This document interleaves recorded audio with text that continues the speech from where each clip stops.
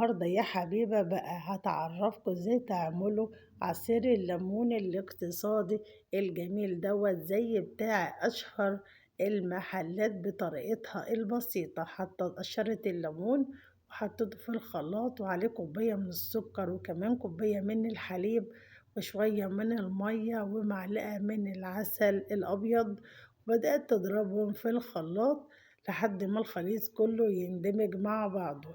بصراحة تسلم ايدك يا حبيبة على شوية العصير الليمون التحفة دول. هتبدأ تصفيه بالمصفى وهتجيبي الكاسات بتاعتها وهتحط فيها اللي هو عصير النعناع الجميل بتبدأ تصب في الكاسات وكمان بتحط مكعبات التلج. بتعمل لكم نفس التركات بتاعت أشهر محلات العصير اللي كمان بيتباع بأسعار غالية جدا.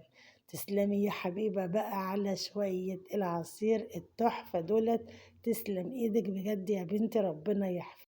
ومش بس كده، هتقدمه لكم بطريقة جميلة جدا زي العصير اللي بيتباع في المحلات بأسعار غالية.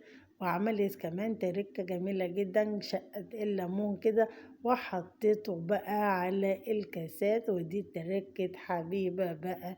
والعصير طلع تسلم ايديك يا حبيبة على العصير الجميل.